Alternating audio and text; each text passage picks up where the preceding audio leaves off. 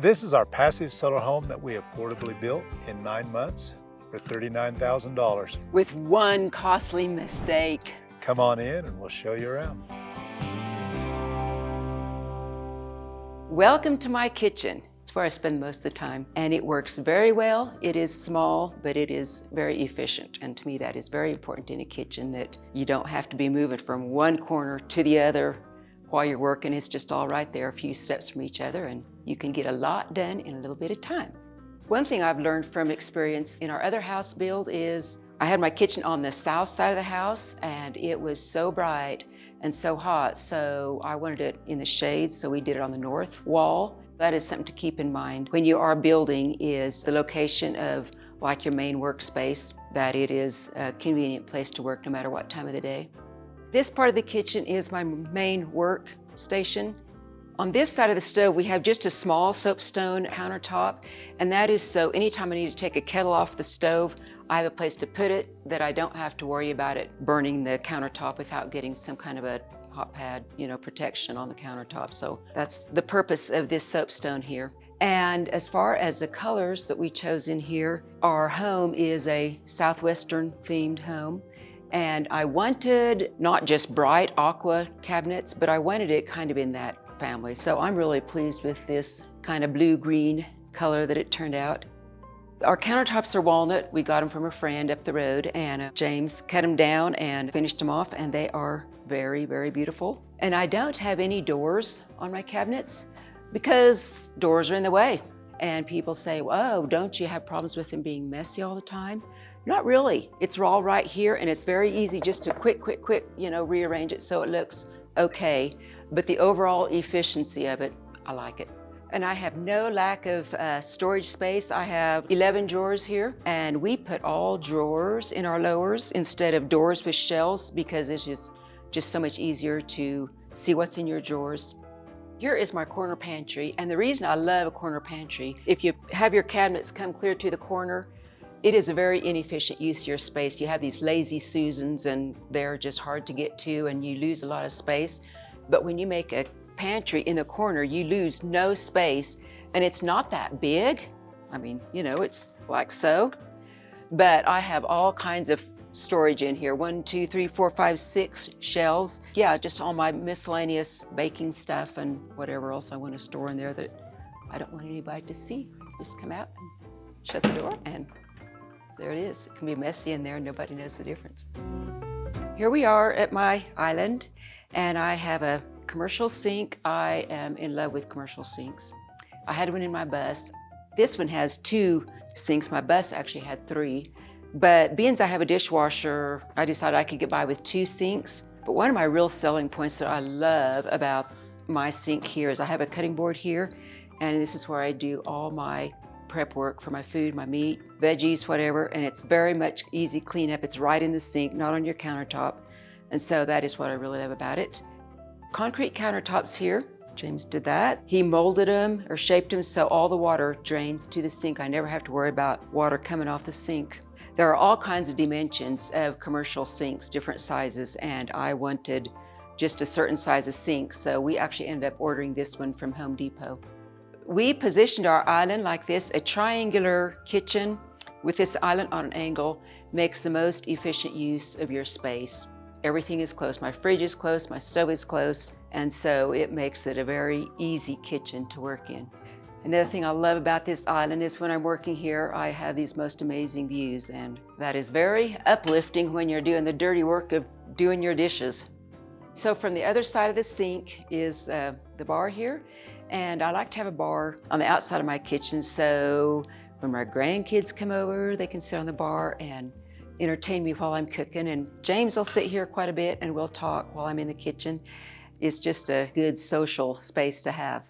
Coming in from my kitchen, there's the island, and then this cabinet here is our coffee bar. That's the main purpose of it, and numerous more drawers for cutlery, junk drawer, whatever. And then my dishes are here. Yeah, it's just a very nice place, and when I stumble in here in the mornings, my coffee is made already by my barista husband, and I look out the windows and enjoy the views, and it's just a very nice way to wake up in the morning.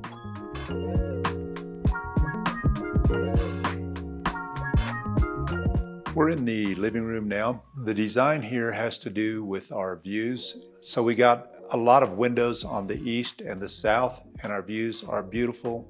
And that's why we arranged this area like we did. This coffee table comes from the house we built before, and this was the biggest log that we had from that house. I have my own sawmill. So all of the wood in here, I cut myself. This log was from the wood that I cut for the other house, and this was the largest piece, and I thought it was really cool. And so I saved it and made a coffee table out of it. And the bottom is actually beer kegs that I just cut in half and polished. And that's one cool thing about building Southwestern style. It's a little more rustic, so like cutting your own wood, it goes with that. So yeah, it all turns out cool. It's also very economical. So it's a cheap way to build. I'll say economical. It's not cheap, because if you would hire this done, it would be very expensive. But when you do it yourself, it's very inexpensive, but it does cost you labor. We're back over here by the pizza oven. I've built several of these. This is probably the third or fourth pizza oven I've built. And this time I bought a kit. And the reason for that is the price of fire brick has really gone up over the last number of years, like a lot of things have. And this was the most economical way that I could do this, but also it was really fast. This also acts as a masonry heater, and this really gets interesting. So the reason I like a pizza oven for the base of my masonry heater is a pizza oven burns really, really efficient. They actually have their own catalytic converter in the pizza oven, and it's totally natural. So when you heat a pizza oven, when it gets to a certain point, the dome of your pizza oven gets hot to about, when it gets up to around 600 degrees, it does what they call flashes, and it burns off the soot off the dome of the pizza oven. Once it does that, all the smoke that hits that dome ignites. So it burns completely clean, 100%, well, it burns all your smoke. Every exhaust in a pizza oven is the front of the oven. So it burns across the dome, ignites the smoke, and then it comes out of the exhaust and goes up. Now above this, inside of this, there's a heat exchanger, and it's a 150-gallon stainless steel tank. And so this pipe goes into that tank, but it goes into the tank about halfway up in the tank. And then the exhaust out of the tank is at the bottom of the tank. This is all by design. So heat rises. And when the heat goes into that tank, the hottest air goes to the top of that tank and stays there. And then your coolest air is what exhausts out the bottom. And this is especially important after you get done burning. Let's say you burn your wood in the evening, you shut it down, you go to bed, and there will be air that gets into this and is being exhausted all the time. But it's always exhausting your coolest air instead of your hottest air. Your hottest air is going to stay at the top of that dome. And in masonry stove jargon, that's called a bell. So these bells are placed to hold the hottest air, and that way you're not exhausting the hottest air out of your base constantly. And the way I did this one, I bricked this all up and then stuccoed it.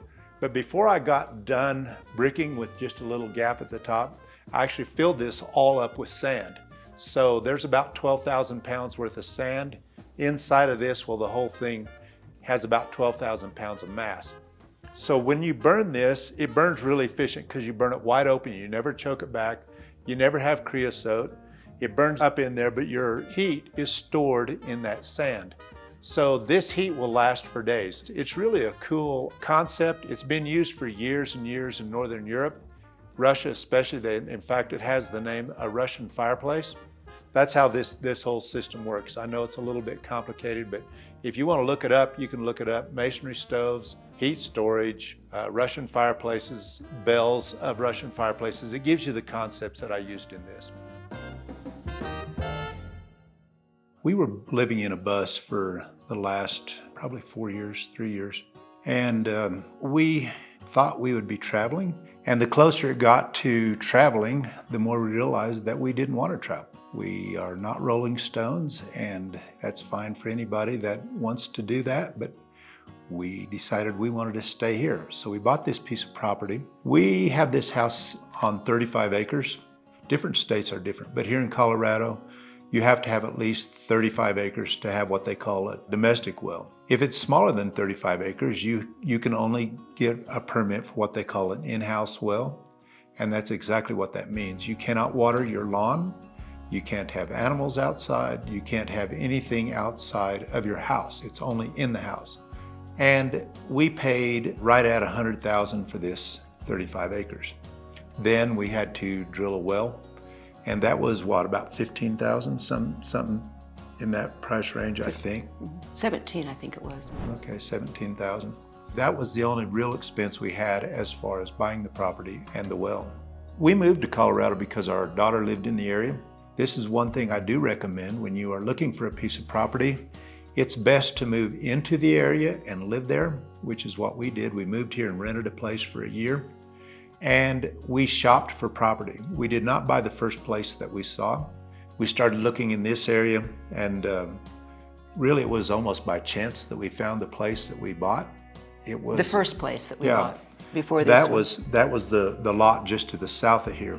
It was for sale, but it didn't look like much from the road. And so I was out there walking across it, and when I hit the rocks kind of at the back of the place, I called Doreen and I told her, this is the place. This is the perfect place to build a house. And we built that place, lived in it. We owned that property for around 13 years. And this property was just to the north of it, and we just got very fortunate. We made an offer on this place, and the man that we bought it from was needing to sell just at the time when we needed to buy. And so, yeah, we just happened to get this property at the right time. We built this house for around $39,000. Is that including the concrete mistake? Mm-hmm. So when we were building pouring the floor, we made a $3,000 mistake that we didn't do our homework on. We had the concrete company put colorant in the concrete, brown. We had them do it, and we found out later that James could have bought it off of Amazon for like $300, and they charged us $3,000 for it. Well, the reason we made the mistake on that is we built a small cabin. When we had the concrete delivered on that, it was a very, very small amount. I never realized how much it was costing me, but here's the thing you need to realize. This is done all the time in sales, and that is they make their money on add-ons. So the basic product, concrete, is really quite economical. Anytime you add on, just like colorant in your concrete, that's where they make their money. You need to be careful with that. We could have built this house for $36,000 without that. It's very economical, I realize. But if you're gonna build like that economically, you have to do your homework. You don't just start building and then gather your material. Come up with your plan and then plan on gathering your material over a period of time and then start building. Because when you build this way, if you're gonna build economical, when you need something is not the time to start shopping for it. Shop for your stuff, store it, and then build. And another thing that does for you, it helps you when you're building on how you build to utilize the cheap material that you've bought. But one thing to be aware of when you build like this, it is more labor intensive. James asked me over and over, why do I do things that is so, it takes so much work to do? I said, well, because it's cheap. So, it is more labor intensive when you collect your stuff like that than when you just go to the Home Depot and buy everything nice and new and ready to use and puts together easily. This was definitely more work. It took us about 8 or 9 months to build this, and that was Doreen and I doing 90% of the work. We did have help with a few of the things that were really labor intensive that needed a lot of hands. Relationships are important. You need friends. And our friends are glad to come over and help us. We go and help them. And yeah, it took about 8 or 9 months. As far as what this house costs to live in, this is a passive solar, so we have no heating expense at all. No electricity. The sun provides all our energy. Really the only expense we have is our gas bill, which is around $85 a month. The property tax here is around $1,500 a year. So that's really the only expense we have as far as just out of the pocket expense to live here. Of course, we got our groceries and things like that, but As far as a house, actually living here, it's very, very economical. Another real important part of living in the area that you're thinking of building on is the local codes, your codes and your restrictions. If you're going to be in an HOA, we actually live in an HOA, how they operate, your county and its zoning laws, all of that is important. You can buy a piece of property and be surprised with a lot of different things.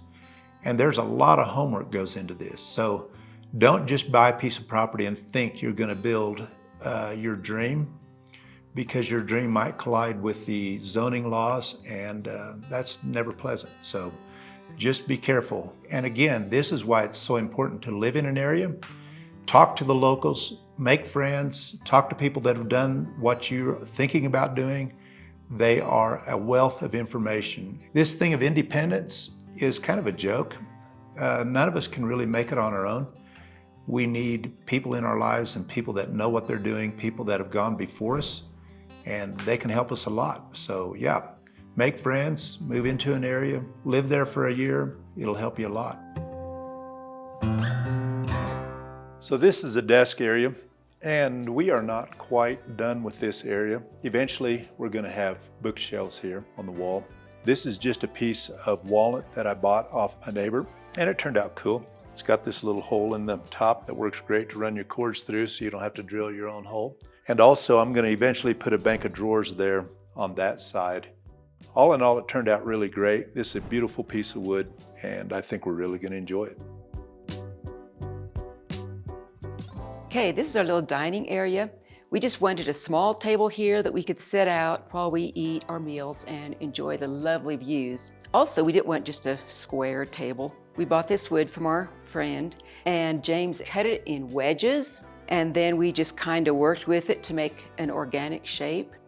You can actually seat around 5 or 6 people around this small space, so it works pretty good. And then another thing I like about this spot and our windows, we have a little wider window sills. We use Saltillo tiles, and they're great for setting on. Another thing with our windows, they are just plain clear glass. These are double pane windows, but you do not want the low E glass that they put in most houses everywhere, because that reflects the sunshine. So it's for helping keep your house cool, but it's not good for heating your house. You just want the clear, plain glass, old-fashioned glass windows. I love the curve that is here in this corner. It breaks up the squareness of the house. In a small house, you need more details, and it's just a lovely place to have my plants.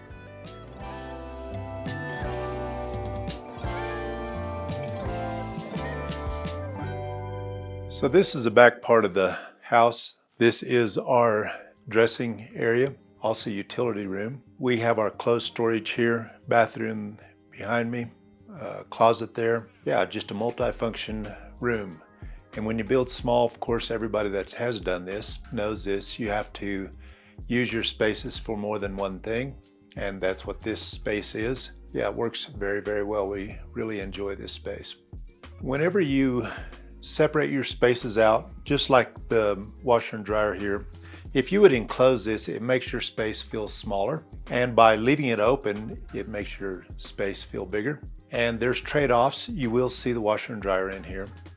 And some people don't like that. You have to decide what's the most important to you and then just roll with that. We like it more open. We like the more expansive feel. And so that's why we have it like we do. We got onto this in our bus. And when you're in a very small space like a bus, you have to be very efficient with your space. And we really fell in love with these open compartments. What it does is it separates your clothes into sections, makes it very organized. Another thing I like is you can see it. So there's no guessing what you have here, and you can just easily pick which color, which pants, which shirt. Yeah, it's very quick. We like it. It's very efficient. I custom built this. These are just pieces of plywood with little strips nailed on the side. And then I have a friend that has a cabinet shop. He actually put the facing on these pieces, and these are just simple little 1/2-inch pieces of melamine. It's a very simple design, very easy, very fast to build, and very inexpensive. It was great. We're over here by the vanity. I am not done with this. I'm going to put a mirror here on the wall and also the light fixture. But the cool thing about this is the top. This technique is called tattalact. It's a Moroccan technique, and it's really cool.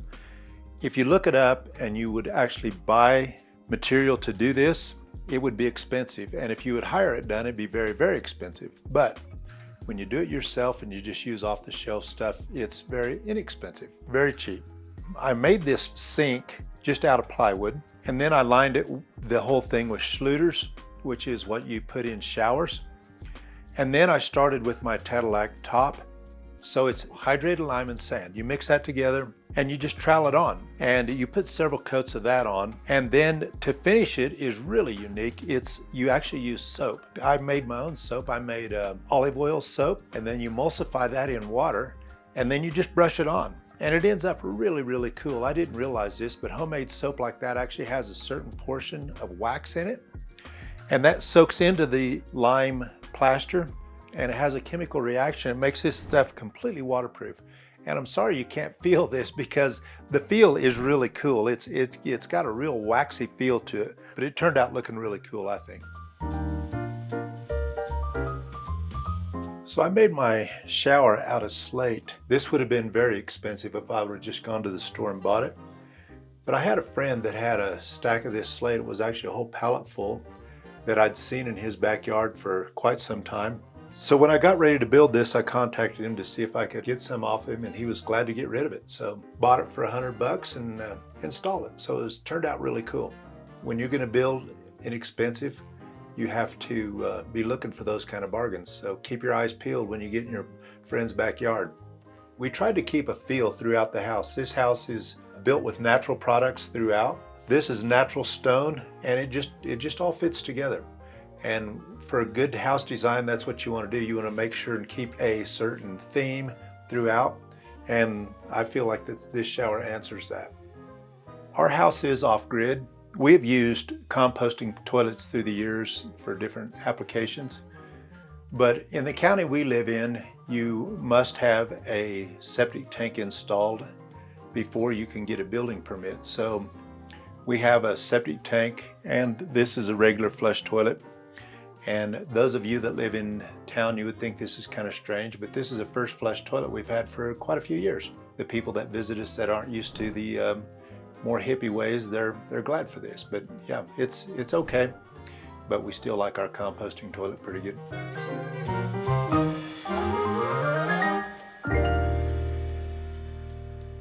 Here's our bedroom. I painted the walls dark, decided to do that in contrast with all the light colors in all the other rooms, and I love the dark walls in here. Another thing I love about our room is the big windows.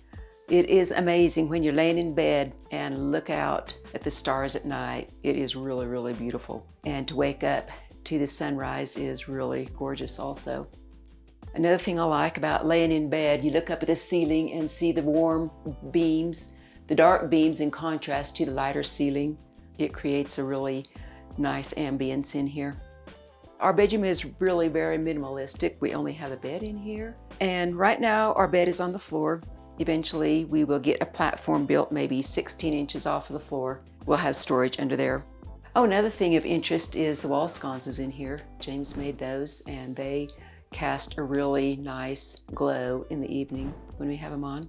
Yeah, this is a really nice, warm bedroom space that we really do enjoy.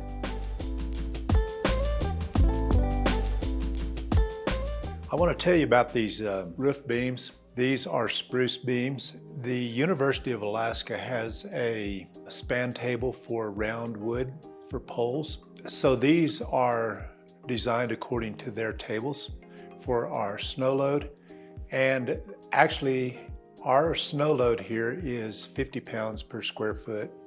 And this roof has a 100 pound per square foot design. So it wasn't like we just threw a dart at a dartboard and picked the logs. These are actually using a span table just like you would for any lumber that you would use. I put them on my sawmill and just flattened the top. By flattening them, it gives you a good flat surface to put your ceiling on, but also an easy place to take your measurements, like for notching into your walls and things like that. It gives you a good place to measure off of. So that's how I did that. Then I cut my ceiling boards also, and they are ponderosa pine. So we got some variation in the color of the ceiling, but it really turned out beautiful. All the other wood in here I also cut. The beams on the windows and the uprights, they're all Doug fir. So we have 3 different species of wood in here. We have Doug fir, spruce, and ponderosa pine. And then I'm going to talk about the floor. We really like concrete floors. First of all, they're economical. You pour your floor and that's your finished floor. Like I said earlier, we made a mistake on this. We did have them color the concrete, which is very expensive. We could have done it ourselves for a lot less, but we colored it dark because of the solar gain. And this house works together with the windows. And the way this works is the sun shines in on the floor, heats the floor up during the day, and the floor gets to around, 95 degrees during the day, and then it radiates that heat out at night. But under the floor, this floor is about 5 inches thick, and under the floor we have 2 inches of insulation. And that's critical for a passive solar house, because if you don't do that, you'll lose all your heat into the ground.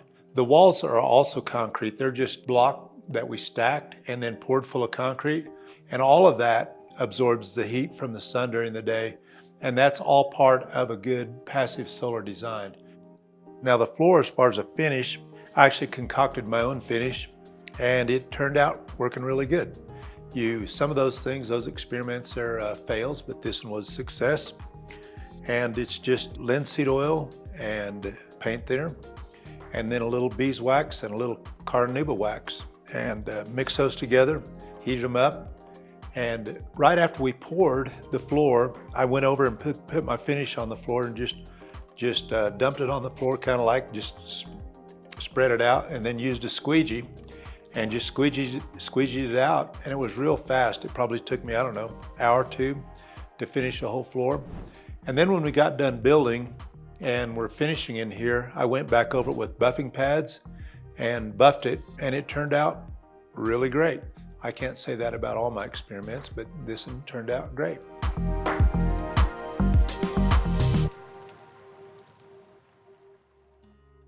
Our house here, we built out of a stucco block. You start out by stacking the block dry, put rebar in that, and then poured it full of concrete. Outside of that is styrofoam, and then on the exterior, it's stucco. One of the things we did is, you can see the sills are all copper. The reason I did that, it gives it kind of a classy touch. Most of the time, houses that have copper trim on them are very expensive homes, and I just thought it would be cool to do an inexpensive home with copper trim. The other thing we did is the black on that is not paint. That's a technique called shosugibon. It's a Japanese technique where you actually burn the wood and then you go back and put oil on it. And it's very good in this locale because it resists UV rays, and it's a very durable finish. In fact, the oldest wooden building in the world that's the way it's finished. It's in Japan, and the finish is a burned finish like that. We did color our stucco before we put it on, so that is more than skin deep. It's the depth of the stucco. So all in all, I think it's a very durable, very nice home. Turned out looking nice. The curve, it's visual. It's something that gives your house a look that kind of does away with just the old square block. This house is, on the outside, it's 32 feet square, and it's just a square box. But when you put those curves on, it gives it a little detail that kind of knocks at that look. So yeah, that's why we put them on. Inside they look cool, outside they look cool, but they also cut down on the wind noise, because most of your whistling comes from a house. The corners is where most of your noise comes from wind. As far as the maintenance is concerned, this is probably the lowest maintenance house you could build. With the wood burnt, it will never need to be painted. With the seals copper, that should never need any repairs at all. The stucco is good for 50, 60 years, and then the roof is tin, and that should last a long time. So I don't expect any maintenance at all in our lifetime. When you design a house, sometimes when you get in it, you think, well, this we would have changed, that we would have changed. On this job, I would say it's as close to perfect as we could have gotten. We just really, really enjoy this house. One thing we have learned, I believe, in this build, which we continue to learn, we've been married for what, 46 years now? Almost. We've learned to trust each other with the things that the other person is good at. We work together quite well as a team. I learned that a lesson again on this project. I just let my wife do the things that I'm not good at, and it sure does lower my stress. Yeah, I would say too, with every build that we have done together, that I've learned to trust him more. He goes fast, but when it's all said and done, it turns out looking really, really good. We've learned to work together quite well, I'd say. A lot of people do not realize how much work it actually is. And you're going to be weary, bodily weary. It's kind of like running a marathon. It's not the first mile, second mile. You got to run the whole full marathon. It's not going to be easy, and there are going to be times when you question whether it was a smart thing to do, but you'll get there. And don't look at the whole project. You've only got to accomplish one little thing at a time. But as you accomplish one little thing at a time, lo and behold, a house gets built. We want to thank you all for watching our video. We hope it inspired you. Maybe someday you'd like to build your own. Hey, y'all have a good day.